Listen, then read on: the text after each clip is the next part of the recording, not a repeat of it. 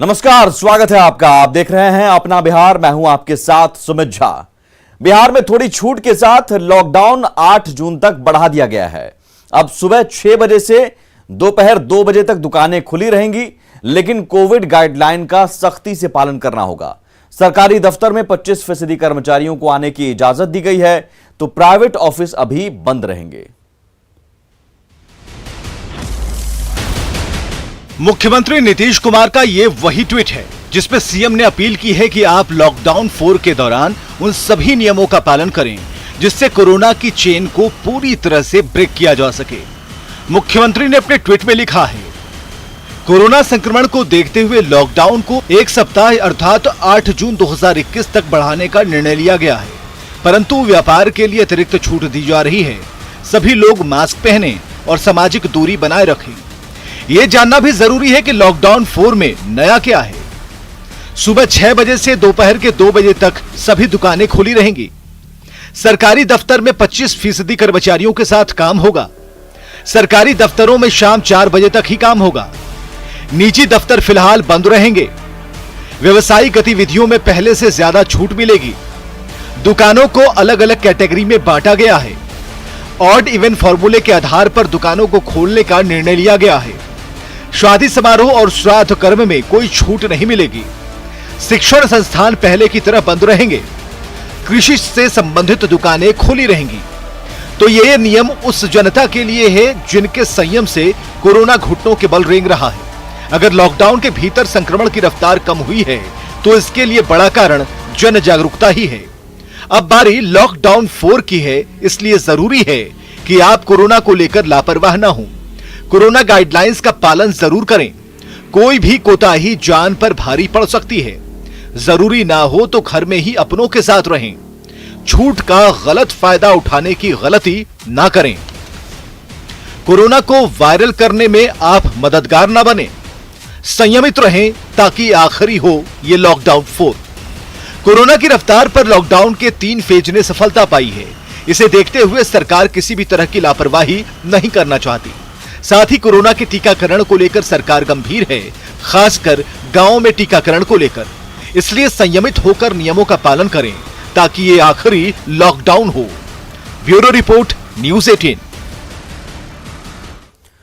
हालांकि लॉकडाउन के नियमों का पालन कई लोग नहीं कर रहे हैं, बल्कि पुलिस जब लॉकडाउन का पालन कराने पहुंचती है तो पुलिस पर ही हमला करते हैं। सुपौल से ऐसी तस्वीरें सामने आई हैं। सुपौल में लॉकडाउन को लेकर बवाल हो गया। 10 बजे के बाद दुकान बंद कराने पहुंची पुलिस की टीम पर दुकानदारों ने हमला कर दिया। शहर के स्टेशन चौक पर पुलिस टीम पर पत्थरबाजी की गई। हमले में पुलिस की गाड़ी का शीशा चकनाचूर हो गया। पुलिस गाड़ी का ड्राइवर हमले में घायल हुआ है। पुलिस टीम पर यह हमला तब हुआ जब सदर थाना पुलिस की टीम स्टेशन चौक इलाके में 10 बजे के बाद दुकानों को बंद कराने पहुंची थी। पुलिस वाले ने जैसे ही दुकानदारों को दुकान बंद करने के लिए कहा, वो पुलिस वालों से उलझ गए और फिर पत्थर से हमला कर दिया, जिसके बाद पुलिस ने बल प्रयोग करते हुए दुकानदारों को दौड़ाकर खदेड़ा। पुलिस की पिटाई में एक ई रिक्शा चालक भी घायल हो गया है। तनाव को देखते हुए इलाके में भारी पुलिस बल की तैनाती की गई है।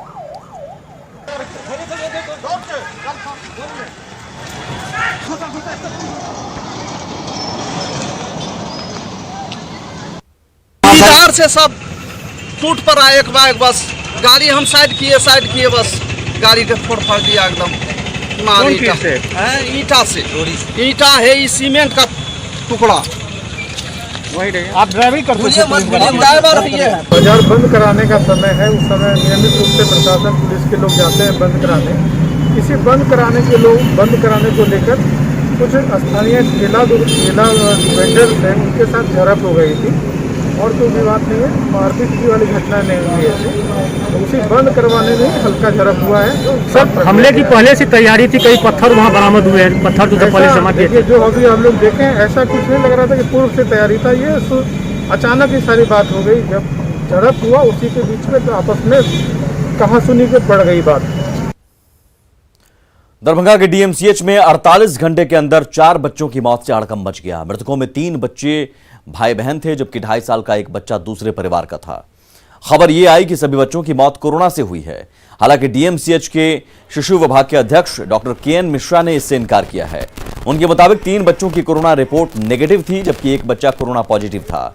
डॉक्टर के मुताबिक 3 बच्चों में खून की कमी थी, साथ ही उन्हें निमोनिया और सेप्टिसीमिया था।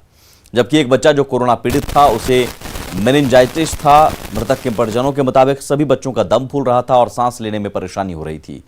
उन्होंने भी बच्चों के कोरोना पॉजिटिव होने से इनकार किया। 3 बच्चे जो हैं वो 28 तारीख को यहाँ एडमिट हुए 4 बजे में। 15 दिन से बीमार थे, जहाँ तहाँ इलाज चल रहा था प्राइवेट नर्सिंग होम में, क्लिनिक में। जब वे लोग सीरियस हुए तो 4:30 बजे आकर के शाम में यहाँ एडमिट हुए थे। उसके बाद एक की मृत्यु उसी दिन हो गई, दूसरे की मृत्यु 29 तारीख को हुई, तीसरे की मृत्यु कल दिन में 2:30 बजे जाके हो गई। सारे बच्चे जो थे वो खून की कमी थी, निमोनिया हो गया था, सेप्टिसीमिया हो गया था, क्योंकि इतना लंबा टाइम तक वो बाहर घूमते रहे। किसी का भी पॉजिटिव नहीं आया था। उसमें एंटीजन तीनों का निगेटिव था। एक का RT-PCR पहले बाहर में हुआ था, लड़का का, वो भी निगेटिव था। एक लड़की जो कल जिसका डेथ हुआ है उसका कल RT-PCR गया हुआ है, रिपोर्ट वेटिंग है। पटना के बेऊर में नमामि गंगे प्रोजेक्ट के काम में लगे 2 कर्मचारियों की सीवरेज में मौत हो गई। बताया जा रहा है कि दम घुटने से दोनों की मौत हुई। मृतकों के नाम मोहम्मद इदरीस और मोहम्मद इकबाल थे, जो मुर्शिदाबाद के रहने वाले थे। दोनों की मौत के बाद वहीं काम कर रही कंपनी के सभी कर्मचारी भाग गए। स्थानीय लोगों ने इसकी खबर थाने को दी, जिसके बाद शव को निकाला गया। निकाली जा रही है। LNT के लोग निकालने की गंगे के सीवेज में ये घटना हुई है। बेऊर का ये इलाका है और बेऊर जेल से समीप इलाका है और देख सकते हैं यहाँ निकालने की कवायद जो है शुरू है और आदमी यहाँ पर अंदर घुस रहा है और अंदर से शव को निकालने के लिए ये घुस रहे हैं अंदर। यहाँ पे देख सकते हैं काफी संख्या में भीड़ लगी हुई है, लोग पहुंचे हुए हैं। यहाँ बेऊर थाने की भी पुलिस पहुंची है। इन्हीं की वजह से अभी तुरंत कार्रवाई हुई है और जो है शवों के निकालने के लिए इतना बड़ा गड्ढा खोदा गया और निकाला गया है। तो मरते हमने देखा था, हमने रस्ते भी फेंका के निकले, पर आवश्यकता जो अभाव है जो ना, ऑक्सीजन का अभाव ये मरा है। ऑक्सीजन अंदर डालो तो ऑक्सीजन डालो। रूप कुमार है, मानवता के नाते जो है सीवेज के अंदर घुसे थे और दोनों शवों को निकाला है। इनकी मानवता है, ये इन्हीं की वजह से दोनों शव निकले। LNT का कोई भी कर्मचारी अंदर नहीं घुसा था, यही घुसे और दोनों शवों को बाहर निकाला। दानापुर के बेऊर से न्यूज़ 18 के लिए अमरजीत शर्मा। बड़ी खबर पटना सिटी से है, जहां बेखौफ अपराधियों ने एक मिर्ची कारोबारी से हथियार की नोक पर 5 लाख रुपए लूट लिए। घटना मालसलामी थाना क्षेत्र के दमराही पानी टंकी के पास की है। मिर्ची व्यवसायी अमरदीप कुमार अपनी दुकान बंद करने के बाद तगादा का पैसा लेकर घर लौट रहा था। तभी रास्ते में 3 बाइक पर सवार 4 अपराधियों ने पिस्टल तानकर पैसे से भरा बैग लूट लिया और दहशत फैलाने के लिए हथियार लहराते हुए फरार हो गए। लूट की शिकायत के बाद मालसलामी थाना पुलिस पूरे मामले की जांच कर रही है और अपराधियों का सुराग ढूंढने के लिए इलाके के CCTV फुटेज को खंगाल रही है। यहाँ से निकल के घर गए, घर के पास में वही एगो गाड़ी वाला सटा दिया तो उससे रोके लगे, फिर 3 गो आके सब छेक लिया। गाड़ी ले लिया, दुकान का पैसा वैसा था, सेल तगादा वादा वाला पैसा था, पुर्जा पत्ती सब था उसमें। कितना पैसा दुकान का कितना पैसा था? 5 से 6 लाख के बीच में।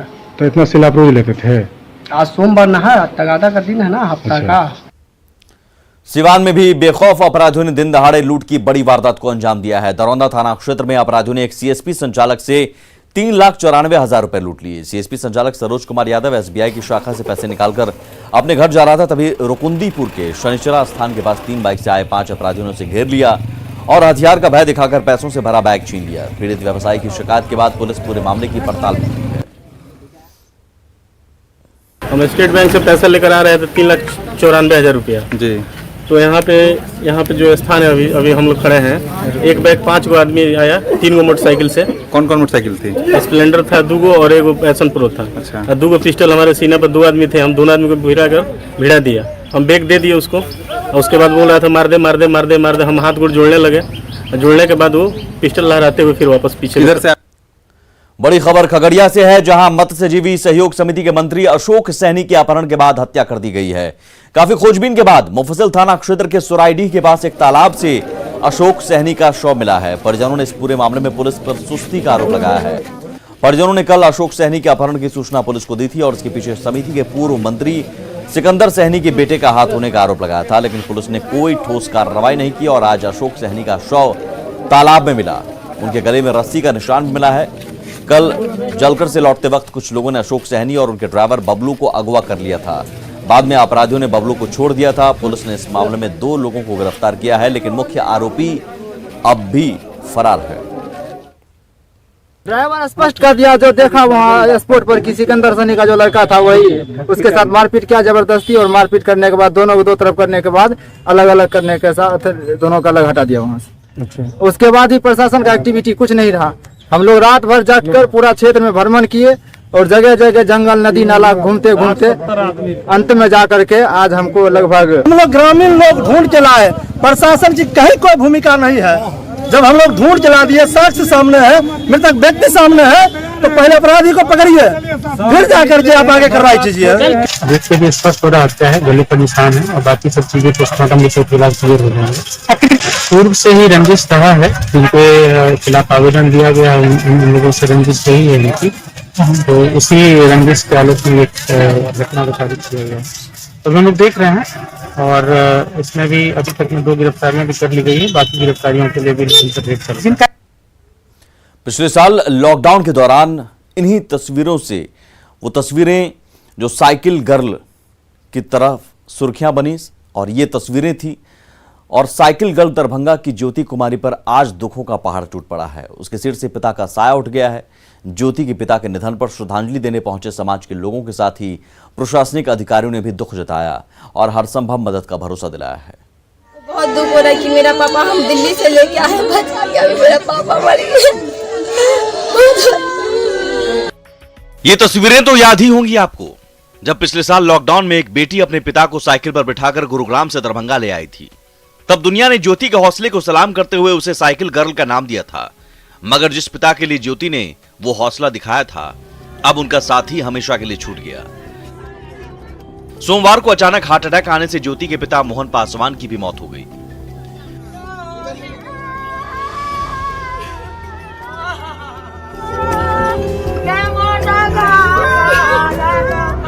एकाएक हो गया पापा को। पापा हम लोग को बोला कि हमको गर्मी लग रहा है, तो हम लोग बेना उना होक दिए। अब बोला हमको सीना दर्द हो रहा है, तो फिर हम चहर भी दिए, बोले लाइए चहर, और चहर वड़ दिए। फिर गए ऊपर तो बहुत अच्छा थे, और मम्मी को बोली कि बेना होक, हमको गर्मी लग रहा है, बेना भी होक दिए, और एकाएक डेट कर गया।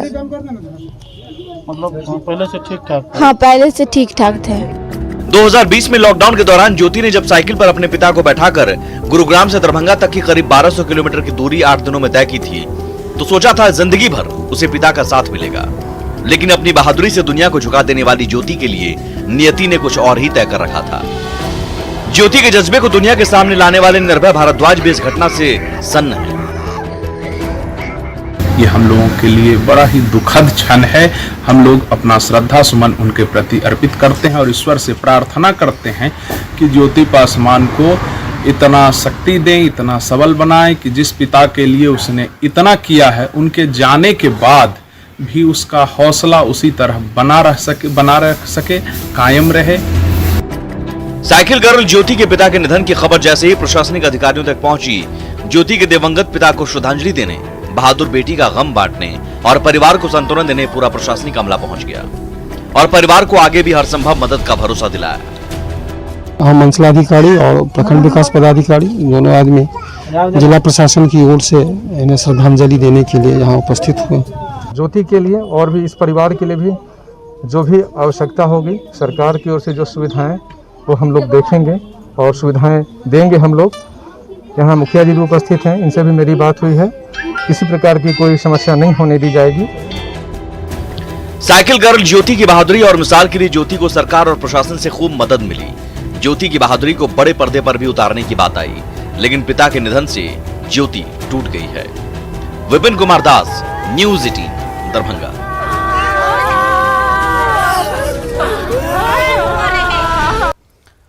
कोरोना से जंग में गाइडलाइन का पालन करने के साथ ही वैक्सीन को सबसे अहम हथियार माना जा रहा है, लेकिन अब भी कुछ लोग वैक्सीन लेने से परहेज कर रहे हैं। ऐसे में पटना के फतुहा में अलावलपुर पंचायत ने एक नजीर पेश की है।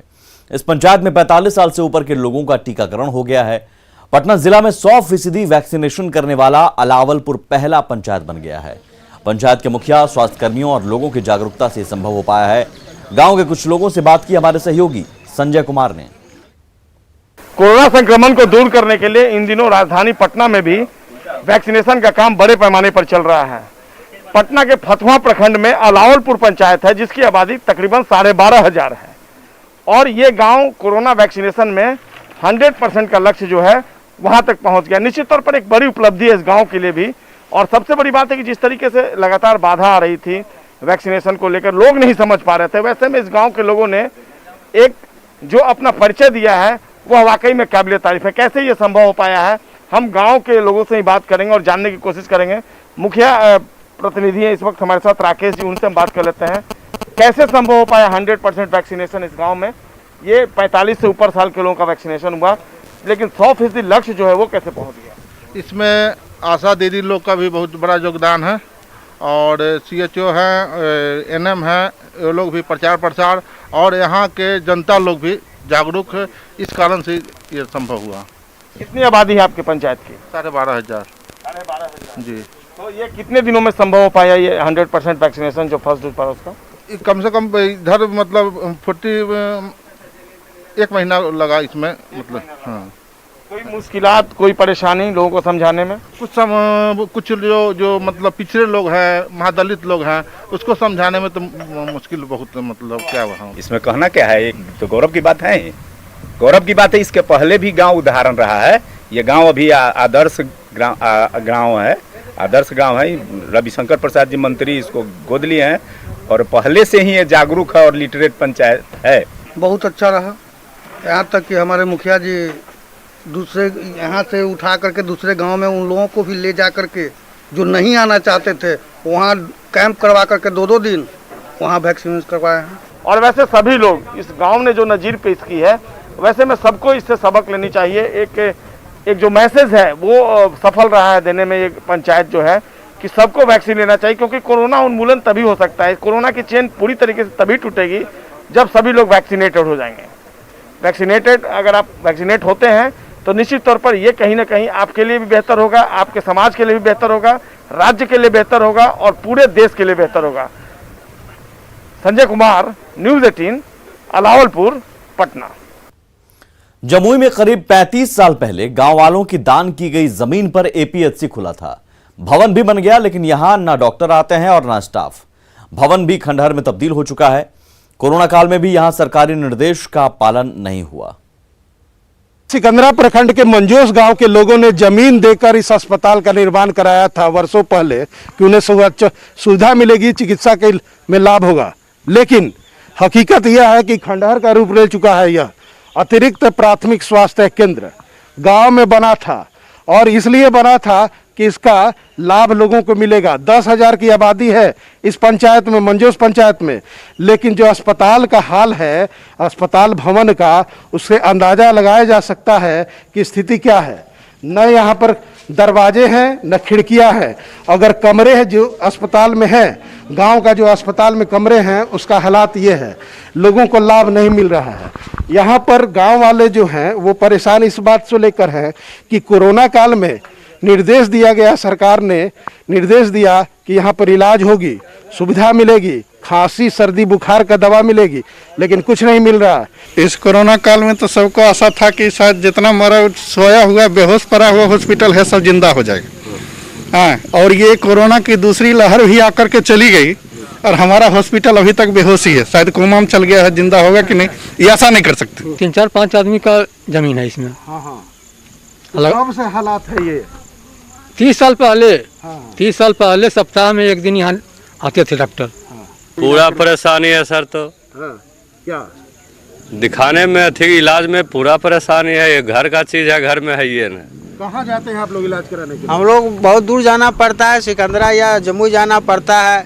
परेशानी होते बीच में ही रोगी मर जाती है। अरे कोरोना में यहाँ जांच कराने के लिए यहाँ पर कुछ कोई नर्स डॉक्टर, जबकि यहाँ डिप्रेशन है सर। सामने है, हकीकत है। गांव वालों को उम्मीद थी कि कोरोना काल में उन लोगों को लाभ शायद यहाँ मिलेगा, लेकिन 30-35 साल पहले बने इस अस्पताल भवन जो खंडहर का रूप ले चुका है, यहाँ पर अभी तक सुविधा नहीं मिल रही है गांव वालों को। केसी कुंदन, न्यूज़ 18, जमुई। और इसी के साथ अपना बिहार में इतना ही। आगे देखिए जोहार झारखंड। नमस्कार।